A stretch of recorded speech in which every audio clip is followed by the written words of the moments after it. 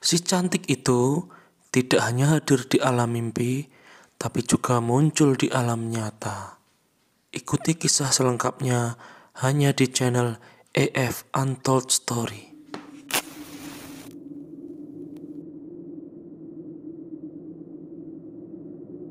Bismillahirrohmanirrohim. Assalamualaikum warahmatullahi wabarakatuh. Apa kabar teman-teman semua?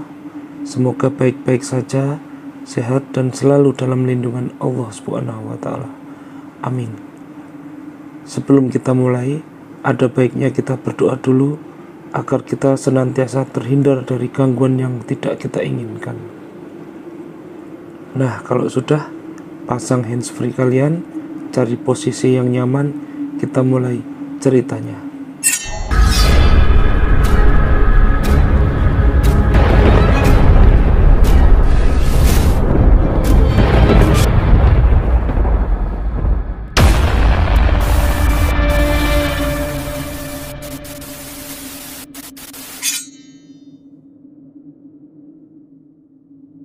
Gara-gara panen mangga. Cerita ini dibagikan oleh teman saya yang bernama, sebut saja Mas Edi, yang diperkuat oleh kawan-kawan yang lain juga secara langsung, secara lisan kepada kami, yang kemudian saya rangkum sehingga menjadi satu alur cerita yang runtut. Jadi Mas Edi ini adalah seorang pegawai di sebuah instansi yang kantornya berada di komplek Bandara Adi Sucipto, Yogyakarta. Jadi tugas instansi Mas Edi ini adalah mensupport segala keperluan pesawat selama pesawat itu berada di darat. Nah, Mas Edi ini kebetulan karena ada event tahunan yaitu penerbangan haji. Waktu itu tahun 2007, Mas Edi ini ditugaskan ke Bandara Adi Sumarmo Solo. Jadi Mas Edi ini ditugaskan ke Solo berbarengan dengan 4 orang kawannya.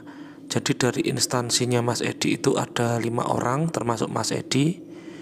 Saya sebutkan yang pertama ini, kita sebut saja Pak Puji. Pak Puji ini di sini bertindak sebagai senior ya, sebagai supervisor. Kemudian 4 anggota yang di bawahnya ada Mas Edi, kita sebut saja Saiful, Dedi, dan yang satu lagi Anto. Tapi untuk mempermudah kita fokus ceritanya ke Pak Puji dan Mas Edi saja. Jadi setelah diberangkatkan ke Solo, di instansi tempat Mas Edi bekerja yang berada di cabang Solo, mereka diperbantukan untuk melayani penerbangan haji. Dan Mas Edi dan kawan-kawan itu tidak hanya dari Jogja saja, tetapi dari beberapa kota yang diminta bantuannya untuk event penerbangan haji.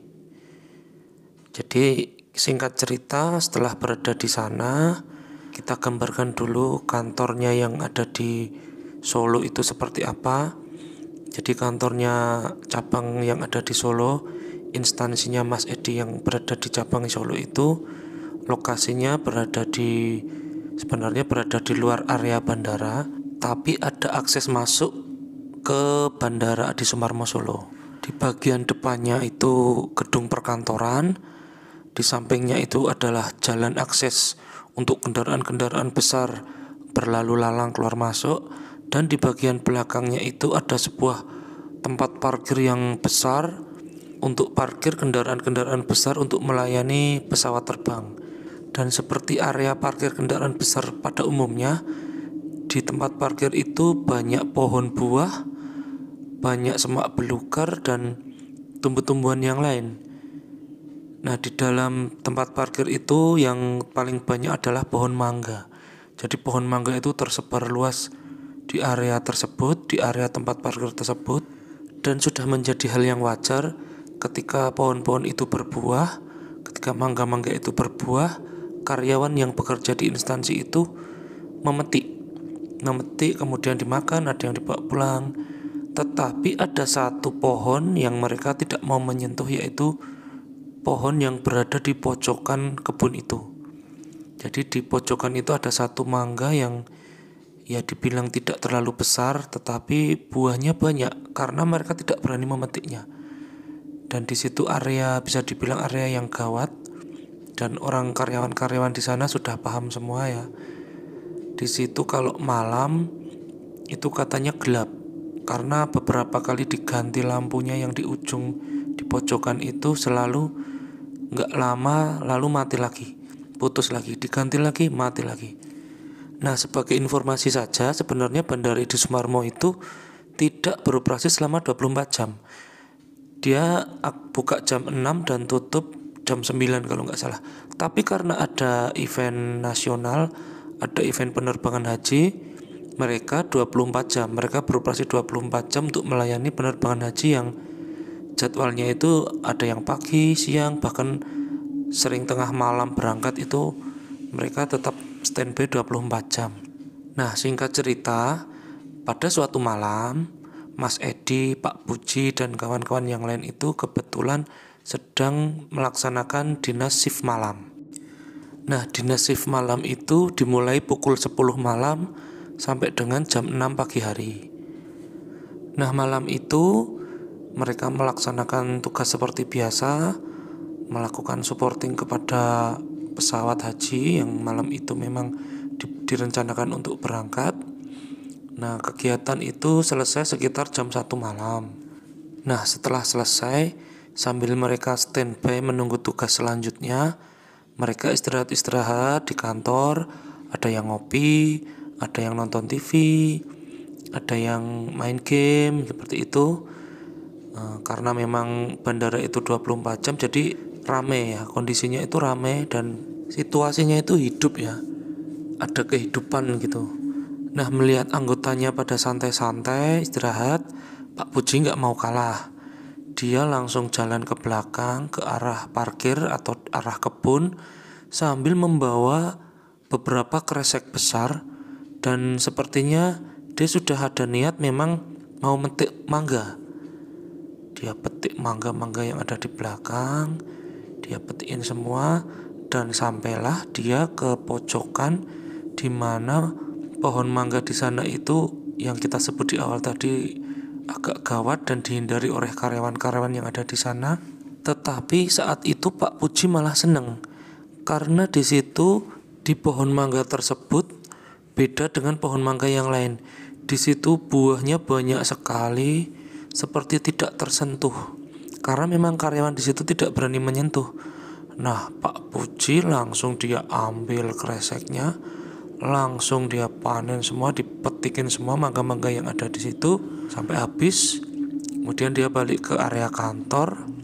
Nah, di situ ada kawan-kawannya yang dari karyawan di situ, yang karyawan asli di Solo itu melihat, terus menyapa dengan sopan. Maaf Pak Puji habis petik mangga. Iya Mas. Gimana? Oh ya nggak apa-apa Pak. Tapi nggak metik yang di pojokan itu kan? Oh yang di pojokan yang gelap itu ya? Iya Pak. Saya petik. Gimana? Aduh Pak, kalau bisa jangan petik yang di sana Pak. Nah, Pak Puji di sini tiba-tiba agak sewot. Emang kenapa? Emangnya ini punya kamu? Bukan Pak. Di situ itu kawan-kawan menghindari karena pohon mangga yang di situ itu beda dengan pohon mangga yang lain. Jadi karyawan ini seolah-olah nggak mau cerita secara langsung, dia cuman memperingatkan. Tapi ya karena sudah terlanjur, Pak Puji tetap ngeyel. Dan Pak Puji itu menganggap bahwa temannya itu takut kalau nggak kebagian. Dia menuduh, kamu ngomong kayak gitu karena takut nggak kebagian kan? Karena itu saya metik yang banyak. Pak Puji menjawab dengan makin lama makin ketus. Karena nggak mau ribut, akhirnya karyawan itu mengalah. Oh ya sudah Pak, kalau memang Bapak sudah terlanjur metik ya udah nggak apa-apa. Akhirnya karyawan itu pergi meninggalkan Pak Puji. Nah, kawan-kawan yang bantuan dari tempat lain itu termasuk Mas Edi kan melihat, terus mendatangi Pak Puji. Ada apa Pak? Nggak apa-apa, itu si A katanya aku nggak boleh petik yang di pojokan yang di sana, nggak boleh petik mangganya yang di sana katanya. Ya karena Mas Edi ini juga nggak tahu juga, ya akhirnya cuman dan di pikirannya Mas Edi itu Pak Puji metik mangga itu untuk barengan, untuk dipotong, untuk dimakan bareng-bareng gitu. Tapi ternyata enggak. Pak Puji itu metik itu dan langsung diikat, dimasukkan ke kendaraannya, dan dia cerita, ini mau saya bawa pulang, mau buat oleh-oleh katanya. Walaupun pulangnya masih beberapa hari lagi, libur shiftnya itu masih beberapa hari lagi, tetapi dia udah metik dari awal. Katanya takut nanti kalau dia nggak kebagian, takut kalau keduluan orang. Nah, singkat cerita, malam berikutnya di tempat kerja, setelah melaksanakan tugas seperti biasa, tiba-tiba Pak Puji ini mengalami sakit perut. Ciri-cirinya seperti diare, katanya rasanya seperti diare, tapi ini bukan diare. Jadi dia sakit perut sampai lemas, sampai seluruh badannya itu lemas, kayak kalau diare itu kehilangan cairan gitu, katanya sakitnya seperti itu. Cuman tidak ada cairan yang keluar, dalam artian buang air besarnya itu biasa. Kalau diare itu kan buang air besar beberapa kali ya. Tapi kalau yang ini enggak, dia cuma sakit seperti itu. Nah, teman-temannya itu termasuk Mas Edi itu, tuh Pak, gara-gara mangga kemarin dimakan sakit kan gitu. Nah, Pak Puji ini langsung membalas dengan sewot. Siapa memang mangganya belum tak makan, mau tak bawa pulang kok itu. Kalau misalnya aku sakit perut gara-gara mangga, ya nggak mungkin, wong aku belum makan. Gitu jawabannya. Nah, sakit perutnya Pak Puji ini ternyata nggak cuma sampai di situ, tapi selama berhari-hari beliau itu sakit dan bahkan nggak masuk kerja. Padahal statusnya itu di situ dia membantu operasional penerbangan haji di Solo. Nah, karena nggak masuk kerja, sempat juga beliau itu periksa di dokter, dan katanya dokter sih cuma sakit perut biasa, nggak perlu dipermasalahkan, nggak perlu dipikirkan. Tetapi memang nggak sembuh-sembuh, setelah minum obat pun nggak sembuh. Nah, oleh karena itu Mas Edi dan kawan-kawan berencana menjenguk Pak Puji di penginapannya. Tentu saja itu di waktu senggang di luar jam shiftnya ya. Nah, singkat cerita, sesampainya di penginapan Pak Puji, ternyata Pak Puji itu kondisinya tidak berubah. Dia masih sakit dan justru malah bilang ke Mas Edi kalau Pak Puji itu katanya mulai terbiasa dengan sakitnya. Jadi besok udah mulai bisa kerja lagi, seperti itu. Nah, di dalam obrolan-obrolan itu Pak Puji itu cerita bahwa selama dia sakit perut selama ini, beberapa hari ini, setiap malam Pak Puji itu bermimpi ketemu sama wanita cantik. Jadi wanita cantik itu rambutnya panjang, memakai baju atau gaun putih, dan dia itu ngobrol sama Pak Puji. Ngobrol, cuman ketika Pak Puji bangun, Pak Puji itu lupa dia ngobrol apa, seperti berpesan apa, cuman ketika bangun Pak Puji itu lupa. Aku tadi mimpi ketemu cewek, dan setiap malam ceweknya tuh selalu hadir di mimpiku. Dia tuh ngomong, menyampaikan sesuatu, tapi aku lupa. Ketika aku bangun, itu dia ngomong apa, pesan apa, aku selalu lupa. Tapi besoknya dia hadir lagi di dalam mimpiku lagi, dan ngobrol hal yang sama lagi. Cuman aku lupa dia tuh ngomong apa. Nah, mendengar hal itu, Mas Edi dan kawan-kawan memiliki dugaan bahwa antara sakitnya Pak Puji dan mimpinya Pak Puji itu ada hubungannya dengan mangga yang dia petik. Tetapi karena tidak ada bukti dan dia takut kalau Pak Puji tersinggung, maka ya mereka cuma diam aja. Termasuk Mas Edi cuman berani ngomongin di belakang aja, cuman untuk bahan obrolan aja. Karena mereka cuma menduga-duga dan belum tahu kebenarannya. Ya kalau benar, kalau ternyata salah kan mereka juga repot sendiri. Nah, singkat cerita, ternyata benar Pak Puji besoknya masuk kerja lagi dan beraktivitas seperti biasa. Namun beliau mengaku masih sakit perut, dan sakitnya itu sama. Ya memang tidak seperti biasanya, kegiatan dan aktivitas Pak Puji agak dikurangi, cuman katanya sudah mulai terbiasa itu. Nah, singkat cerita, setelah selesai masa dinasnya, satu regu tersebut pulang ke tempat asalnya di lokasi semula, yaitu di Yogyakarta, dan kembali melaksanakan aktivitas sehari-hari seperti hari-hari biasanya. Nah, di kantornya Pak Puji yang di Jogja ini, ada kawan Pak Puji juga yang kita sebut saja namanya Pak Arif. Pak Arif ini dikenal orang yang memiliki semacam indera keenam, atau bisa dibilang orang yang tahu gitulah. Nah, mendengar cerita dari Mas Edi, kalau Pak Puji ini mengalami sakit perut sampai dengan sekarang, Pak Arif ini berinisiatif mendatangi Pak Puji dan menanyakan perihal sakit perutnya. Nah, setelah berbahasa basi agak lama, Pak Arif nanya, "Gimana Pak, sakit perutnya udah sembuh belum?" Pak Pujinya langsung malah tersinggung, "Loh, Pak Arif kok tahu kalau saya punya sakit perut?" "Ya, semua orang udah tahu Pak, yang namanya kayak gitu kan ya, ada kawannya yang sakit pasti kita semua peduli kan Pak," kata Pak Arif seperti itu. Kemudian Pak Puji cuman bilang, "Ya kayak ginilah, dinikmatin aja. Orang sudah berobat juga nggak sembuh, mau gimana lagi," kata Pak Puji. Nah, lalu Pak Arif memberi saran, "Kalau Pak Puji mau sembuh, coba Pak, itu mangga-mangga yang masih ada yang dari Solo kemarin coba dikembalikan ke tempatnya Pak. Di sekitar pohon balikin aja yang masih ada ya." Nah, mendengar hal itu Pak Puji kemudian, ya gimana, mangganya udah habis semua katanya. "Udah habis, itu saya potong, saya bagikan ke saudara, ke tetangga. Bahkan saya sendiri nggak makan karena udah habis." "Oh kayak gitu Pak. Ya udahlah, saya doakan moga-moga cepat sembuh lah. Amin," kata Pak Arif demikian. Nah, percakapan itu selesai sampai di situ. Tetapi beberapa hari kemudian terungkaplah cerita bahwa sebenarnya Pak Puji itu setiap malam masih diimpikan dengan wanita yang sama. Wanita yang menemuinya di dalam mimpinya sewaktu dia ada di Solo. Dan seperti sebelumnya, Pak Puji itu diajak ngobrol oleh wanita itu menyampaikan sebuah pesan. Cuman begitu bangun selalu lupa. Pak Puji ini lupa wanita itu ngomong apa. Sama dengan mimpinya waktu di Solo. Nah, hal itu diceritakan kepada Mas Edi, karena Mas Edi ini dianggap Pak Puji bareng-bareng dinas ke Solo dan tahu ceritanya. Makanya Pak Puji ini agak terbuka kalau sama Mas Edi masalah ini ya.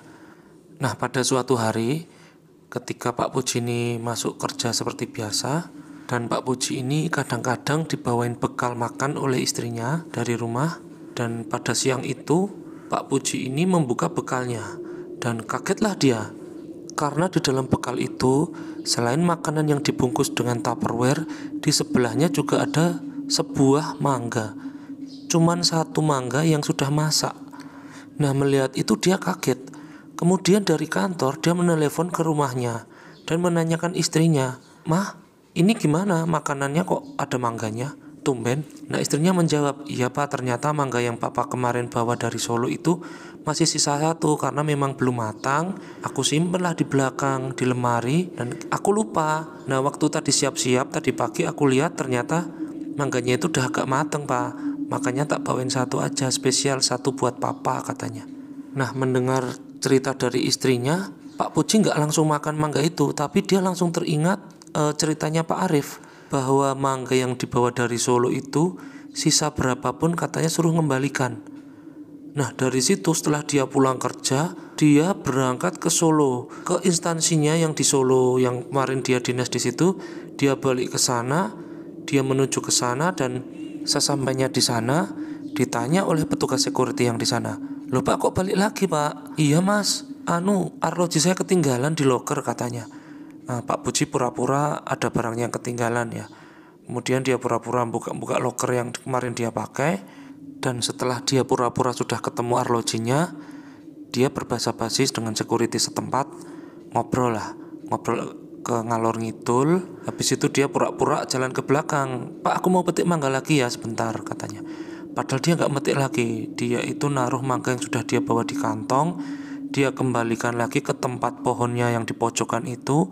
Dia taruh di situ sambil dia dalam hati bilang, "Ini mangga kamu, ini barang kamu. Mohon maaf kemarin aku lancang." Cuman seperti itu. Dia kemudian balik ke security dan dia kembali ke rumahnya di Jogja. Dan pada hari itu tidak ada kejadian apa-apa. Hari berjalan dengan normal. Nah, besok paginya itu kebetulan adalah hari Minggu. Jadi orang kantor itu tidak ada yang masuk kecuali security dan operasional.